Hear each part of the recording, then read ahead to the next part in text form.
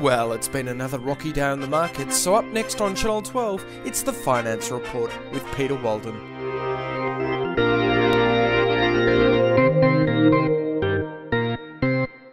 In market news today, the Nikkei index was down 110 points due to Asian hedge fund rallies that speculators suggest was driven by a falling greenback. The FTSE was sharply lower on fears of macroeconomic fiscal pullback from the Reserve Bank, who are worried about liquidity on the wholesale debt market.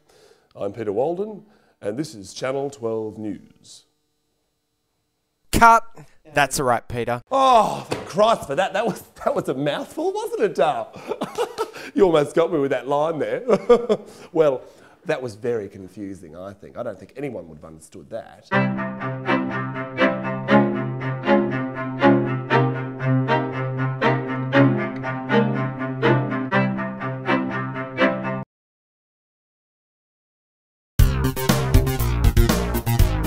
Now imagine, we're back in the fabulous, gorgeous 80s with big hair, shoulder pads and Thriller.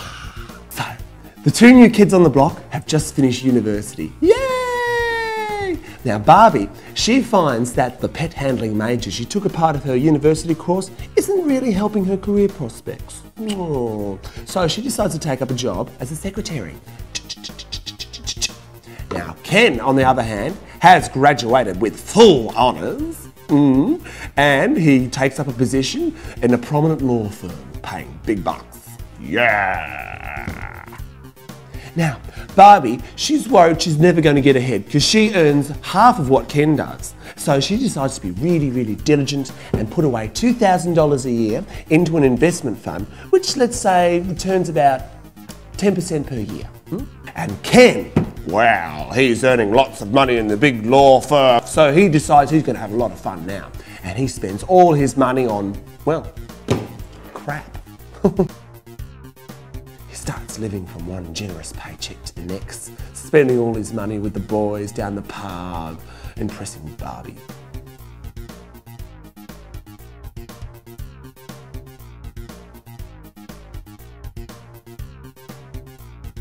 Cut to 10 years in the future, and Barbie decides to stop investing, leave that little nest egg there, and starts blowing every last little cent she earns. Ken, on the other hand, decides that 10 years of blowing his money on booze and babes hasn't left him with anything special. So he decides to invest $2,000 a year into the same investment fund that Barbie did 10 years earlier.